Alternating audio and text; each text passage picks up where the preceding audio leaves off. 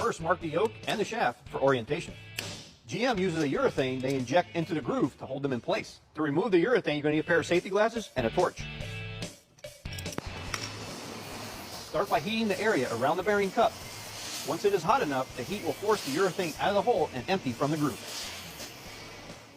Now, if you don't have a set of big torches like we used, a small handheld will work. It'll just take you a little bit longer to do it. Now that the drive shaft's cooled off, we can go ahead and remove our caps, set the drive shaft up on the vise, and now it's time to remove the joint. Here's a groove we're talking about where the urethane retains the universal joint into the drive shaft. On the replacement one, it uses a retaining clip, and that's a lot nicer than using the hot urethane. To get started on the new U-joint, remove 2 caps, making sure the bearings stay put.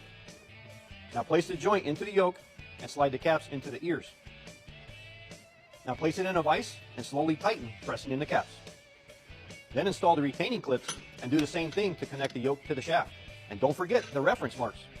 Finally, with the Zerk fitting in, fill the U-joint with grease and check it for smooth operation.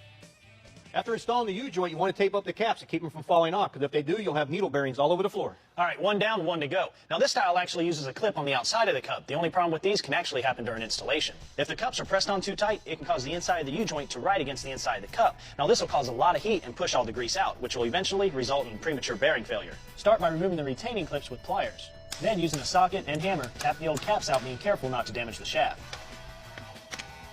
Now grease up the needle bearings and tighten the caps with the vise. Last is to reinstall the new clips. Have you ever noticed that a Ford shaft is usually a little bigger than a Chevrolet's? That's because they got a whole lot of junk in the trunk. All right, replacing your U-joint should take you about an hour and a half. The cost may vary a little, but on an average, it'll cost you about $45 for parts. The benefit is a smoother ride without the vibration, and hopefully you get rid of that annoying clunk when you drop the vehicle into gear. Now, max on horsepower, you know how much we love grassroots racing.